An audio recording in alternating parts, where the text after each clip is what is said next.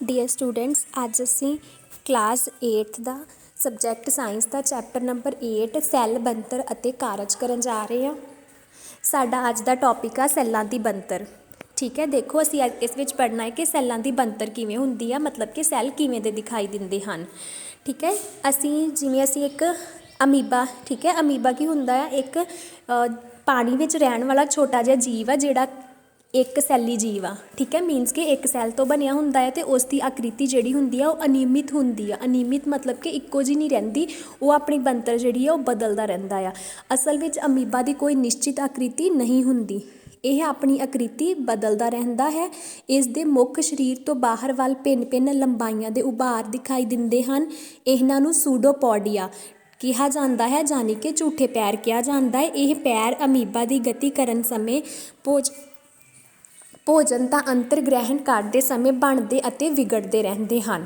ਠੀਕ ਹੈ, ਓਕੇ ਬੱਚੇ, ਉਹਨਾਂ ਨੇ ਦੇਖਿਆ ਆ ਕਿ ਸੈੱਲਾਂ ਦੀ ਜਿਹੜੀ ਬਣਤਰ ਆ ਉਹ ਕਿਹੋ ਜਿਹੀ ਹੁੰਦੀ ਹੈ। ਜਿਵੇਂ ਅਮੀਬਾ ਇੱਕ ਸੈੱਲੀ ਜੀਵ ਹੁੰਦਾ ਆ ਅਤੇ ਉਹਦੀ ਜਿਹੜੀ ਆਕ੍ਰਿਤੀ ਆ, ਉਹਦੀ ਬਣਤਰ ਆ ਉਹ ਇੱਕੋ ਜਿਹੀ ਨਹੀਂ ਰਹਿੰਦੀ, ਉਹ ਆਪਣੀ ਜਿਹੜੀ ਬਣਤਰ ਆ ਉਹਨੂੰ ਬਦਲਦਾ ਰਹਿੰਦਾ ਆ।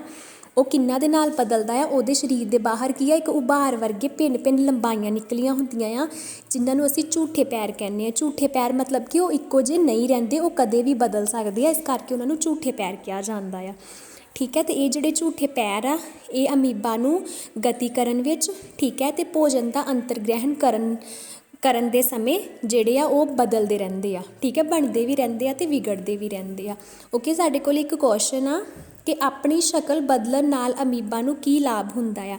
ਠੀਕ ਹੈ, ਜਦੋਂ ਅਮੀਬਾ ਜਿਹੜਾ ਆ ਆਪਣੀ ਸ਼ਕਲ ਬਦਲ ਲੈਂਦਾ, ਦੇਖੋ ਜਿੱਦਾਂ ਪਾਣੀ ਹੈ ਹੈ ਨਾ, ਪਾਣੀ ਵਿੱਚ ਉਹ ਮੂਵ ਕਰ ਰਿਹਾ, ਚੱਲ ਰਿਹਾ ਵਾ, ਅਤੇ ਕੋਈ ਵੀ ਜਿਹੜੀ ਉਹ ਅਗਰ ਕਿਸੇ ਚੀਜ਼ ਨਾਲ ਟਕਰਾ ਜਾਂਦਾ ਹੈ ਅਤੇ ਉੱਥੋਂ ਹੀ ਉਹਦੀ ਜਿਹੜੀ ਸਰੀਰ ਦੀ ਬਣਤਰ ਆ ਉਹ ਚੇਂਜ ਹੋ ਜਾਂਦੀ ਆ, ਬਦਲ ਜਾਂਦੀ ਆ। ਅਤੇ ਇੱਦਾਂ ਕਿਉਂ ਉਹਨਾਂ ਨੇ ਕਿਹਾ ਆ ਕਿ ਉਹ ਆਪਣੀ ਜਿਹੜੀ ਉਹਦੀ ਸ਼ਕਲ ਬਦਲਦੀ ਰਹਿੰਦੀ ਆ, ਇਹਦੇ ਨਾਲ ਅਮੀਬਾ ਨੂੰ ਕੀ ਲਾਭ ਹੁੰਦਾ ਹੈ। ਓਕੇ, ਦੇਖੋ ਜਿਹੜਾ ਅਮੀਬਾ ਹੁੰਦਾ ਆ ਉਹਦੇ ਜਿਹੜੇ ਝੂਠੇ ਪੈਰ ਹੁੰਦੇ ਉਹਦੇ ਬਣਨ ਦਾ ਜਾਂ ਬਦਲਣ ਦਾ ਕਾਰਨ ਇਹ ਹੁੰਦਾ ਆ ਕਿ ਉਹ ਉਹਨੂੰ ਗਤੀ ਪ੍ਰਦਾਨ ਕਰਦੇ ਆ। ਠੀਕ ਹੈ, ਜਿਵੇਂ ਹੀ ਉਹ ਆਪਣੀ ਸ਼ੇਪ ਬਦਲਦਾ ਰਹਿੰਦਾ ਆ, ਉਹਦੀ ਜਿਹੜੀ ਆ ਉੱਦਾਂ ਹੀ ਉਹ ਜਿਹੜਾ ਆ ਅੱਗੇ ਜਿਹੜਾ ਆ ਚੱਲਦਾ ਰਹਿੰਦਾ ਆ, ਮੀਨਸ ਕਿ ਉਹਦੇ ਸਰੀਰ ਵਿੱਚ ਗਤੀ ਹੁੰਦੀ ਰਹਿੰਦੀ ਆ, ਅਤੇ ਭੋਜਨ ਗ੍ਰਹਿਣ ਕਰਨ ਵਿੱਚ ਵੀ ਇਹ ਜਿਹੜੇ ਝੂਠੇ ਪੈਰ ਆ ਉਹਦੀ ਮਦਦ ਕਰਦੇ ਆ। ਨੈਕਸਟ ਦੇਖੋ, ਮਨੁੱਖ ਦੇ ਲਹੂ ਵਿੱਚ ਮਿਲਣ ਵਾਲੇ ਸਫੈਦ ਲਹੂ ਸੈੱਲ ਵੀ ਇੱਕ ਸੈੱਲੀ ਰਚਨਾ ਦੀ ਉਦਾਹਰਣ ਹਨ, ਜੋ ਆਪਣੀ ਆਕ੍ਰਿਤੀ ਬਦਲ ਸਕਦੇ ਹਨ। ਸਫੈਦ ਲਹੂ ਸੈੱਲ ਇੱਕ ਸੈੱਲ ਹੈ, ਜਦੋਂ ਕਿ ਅਮੀਬਾ ਇੱਕ ਪੂਰਨ ਵਿਕਸਿਤ ਜੀਵ ਹੈ ਜਿਸ ਦੀ ਸੁਤੰਤਰ ਹੋਂਦ ਹੈ। ਓਕੇ, ਦੇਖੋ ਉਹਨਾਂ ਨੇ ਕਿਹਾ ਮਨੁੱਖ ਜਿਹੜਾ ਹੈ ਉਹ ਅਰਬਾਂ ਖਰਬਾਂ ਸੈੱਲਾਂ ਦਾ ਬਣਿਆ ਹੁੰਦਾ ਹੈ, ਮਨੁੱਖ ਦਾ ਸਰੀਰ, ਅਤੇ ਉਹਦੇ ਵਿੱਚ ਨਾ ਲਹੂ ਸੈੱਲ ਮਿਲਦੇ ਆ, ਜਿਹੜੇ ਸਫੈਦ ਲਹੂ ਸੈੱਲ ਹੁੰਦੇ ਆ। ਕਹਿੰਦੇ ਕਿ ਉਹ ਵੀ ਇੱਕ ਇਹੋ ਜਿਹੇ ਸੈੱਲ ਨੇ ਜਿਹੜੇ ਬਣਦੇ ਅਤੇ ਵਿਗੜਦੇ ਰਹਿੰਦੇ ਹਨ। ਠੀਕ ਹੈ, ਉਹਨਾਂ ਵਿੱਚ ਵੀ ਬਦਲਾਵ ਆਉਂਦਾ ਰਹਿੰਦਾ ਹੈ, ਪਰੰਤੂ ਉਹ ਇੱਕ ਮਤਲਬ ਉਹਦੇ ਇੱਕ ਮਨੁੱਖੀ ਸਰੀਰ ਦਾ ਇੱਕ ਅਲੱਗ ਸੈੱਲ ਆ। ਠੀਕ ਆ, ਅਤੇ ਬਟ ਜਿਹੜਾ ਅਮੀਬਾ ਆ ਉਹ ਕੀ ਆ, ਇੱਕ ਪੂਰਨ ਜੀਵ ਆ।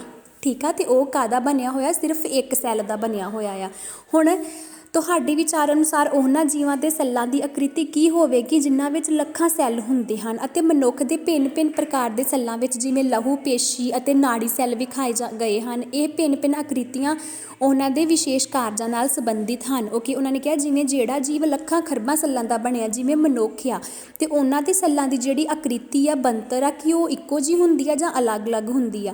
ਠੀਕ ਹੈ, ਉਹਨਾਂ ਦੇ ਜਿਹੜੇ ਸੈੱਲਾਂ ਦੀ ਬਣਤਰ ਆ ਉਹ ਭਿੰਨ ਹੁੰਦੀ ਆ, ਕਿਉਂਕਿ ਸਾਰੇ ਸੈੱਲਾਂ ਦਾ ਜਿਹੜਾ ਕੰਮ ਆ ਉਹ ਭਿੰਨ ਹੁੰਦਾ ਆ। ਉਹਨਾਂ ਨੇ ਅਲੱਗ ਕੰਮ ਕਰਨਾ ਹੁੰਦਾ ਆ, ਵਿਸ਼ੇਸ਼ ਕਾਰਜ ਕਰਨੇ ਹੁੰਦੇ ਆ, ਇਸ ਕਰਕੇ ਜਿਹੜੇ ਉਹਨਾਂ ਦੇ ਸੈੱਲਾਂ ਦੀ ਬਣਤਰ ਆ ਉਹ ਅਲੱਗ ਹੁੰਦੀ ਆ।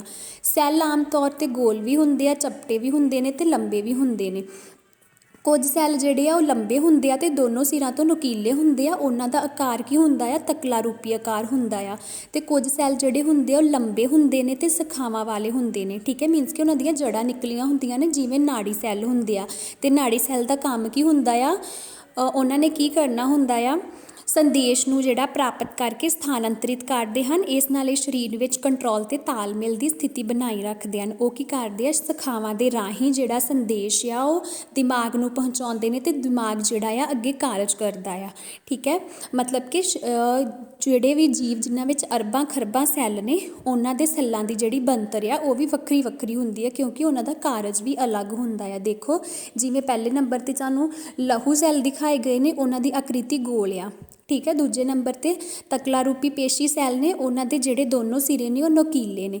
ਤੀਜੇ ਨੰਬਰ 'ਤੇ ਸਾਨੂੰ ਨਾੜੀ ਸੈੱਲ ਦਿਖਾਇਆ ਗਿਆ, ਜਿਹਦੀਆਂ ਕਿ ਸ਼ਾਖਾਵਾਂ ਨਿਕਲੀਆਂ ਹੋਈਆਂ ਨੇ, ਜੋ ਸੰਦੇਸ਼ ਪਹੁੰਚਾਉਣ ਵਿੱਚ ਮਦਦ ਕਰਦੀਆਂ ਨੇ। ਨੈਕਸਟ ਦੇਖੋ ਕਿ ਤੁਸੀਂ ਅੰਦਾਜ਼ਾ ਲਗਾ ਸਕਦੇ ਹੋ ਕਿ ਸੈੱਲ ਦਾ ਕਿਹੜਾ ਭਾਗ ਇਸ ਨੂੰ ਆਕ੍ਰਿਤੀ ਪ੍ਰਦਾਨ ਕਰਦਾ ਹੈ। ਹੁਣ ਉਹਨਾਂ ਨੇ ਇੱਕ ਕੁਐਸਚਨ ਪੁੱਟ ਕੀਤਾ ਹੈ ਕਿ ਤੁਸੀਂ ਸੋਚੋ ਕਿ ਸੈੱਲ ਨੂੰ ਮਤਲਬ ਉਹਦੀ ਜਿਹੜੀ ਬਣਤਰ ਆ ਉਹ ਕੌਣ ਪ੍ਰਦਾਨ ਕਰ ਰਿਹਾ ਹੈ, ਉਹਦਾ ਕਿਹੜਾ ਭਾਗ ਆ ਜਿਹੜਾ ਉਹਨੂੰ ਕੀ ਆ ਬਣਤਰ ਪ੍ਰਦਾਨ ਕਰ ਰਿਹਾ ਹੈ। ਸੈੱਲ ਦੇ ਸਾਰੇ ਭਿੰਨ ਸੰਗਠਕ ਅੰਸ਼ ਨਿੱਕੜੇ ਅੰਗ ਇੱਕ ਝਿੱਲੀ ਨਾਲ ਘਿਰੇ ਹੁੰਦੇ ਹਨ। ਇਹ ਝਿੱਲੀ ਪੌਦੇ ਅਤੇ ਜੰਤੂ ਸੈੱਲਾਂ ਨੂੰ ਆਕ੍ਰਿਤੀ ਪ੍ਰਦਾਨ ਕਰਦੀ ਹੈ। ਪੌਦਾ ਸੈੱਲ ਦੇ ਬਾਹਰ ਇੱਕ ਹੋਰ ਸਖਤ ਤੇ ਮਜ਼ਬੂਤ ਪਰਤ ਹੁੰਦੀ ਹੈ, ਇਸ ਨੂੰ ਸੈੱਲ ਕੰਧ ਆਖਦੇ ਹਨ। ਇਹ ਪੌਦਾ ਸੈੱਲਾਂ ਨੂੰ ਆਕ੍ਰਿਤੀ ਅਤੇ ਮਜ਼ਬੂਤੀ ਪ੍ਰਦਾਨ ਕਰਦੀ ਹੈ। ਬੈਕਟੀਰੀਆ ਜਿਵੇਂ ਜੀਵਾਣੂ ਸੈੱਲ ਦੇ ਬਾਹਰ ਵੀ ਸੈੱਲ ਕੰਧ ਹੁੰਦੀ ਹੈ। ਠੀਕ ਹੈ, ਉਹਨਾਂ ਨੇ ਕਿਹਾ ਕਿ ਜਿੰਨੇ ਵੀ ਸੈੱਲ ਦੇ ਭਾਗ ਆ ਉਹ ਇੱਕ ਝਿੱਲੀ ਨਾਲ ਘੇਰੇ ਹੁੰਦੇ ਹਨ, ਬਾਹਰ ਉਹਦੀ ਇੱਕ ਪਰਤ ਹੁੰਦੀ ਆ। ਠੀਕ ਹੈ, ਪੌਦਾ ਸੈੱਲ ਤੇ ਜੰਤੂ ਸੈੱਲਾਂ ਨੂੰ ਉਹ ਕੀ ਕਰਦੀ ਆ, ਪਰਤ ਜਿਹੜੀ ਉਹ ਝਿੱਲੀ ਹੁੰਦੀ ਆ ਆਕ੍ਰਿਤੀ ਪ੍ਰਦਾਨ ਕਰਦੀ, ਉਹਦੀ ਬਣਤਰ ਪ੍ਰਦਾਨ ਕਰਦੀ ਹੈ। ਅਤੇ ਪੌਦਾ ਸੈੱਲਾਂ ਦੇ ਬਾਹਰ ਇੱਕ ਉਹਦੇ ਉਸ ਝਿੱਲੀ ਤੋਂ ਵੀ ਬਾਹਰ ਇੱਕ ਹੋਰ ਮਜ਼ਬੂਤ ਜਿਹੜੀ ਆ ਉਹ ਕੰਧ ਹੁੰਦੀ ਆ, ਜਿਹਨੂੰ ਸੈੱਲ ਕੰਧ ਆਖਦੇ ਹਨ।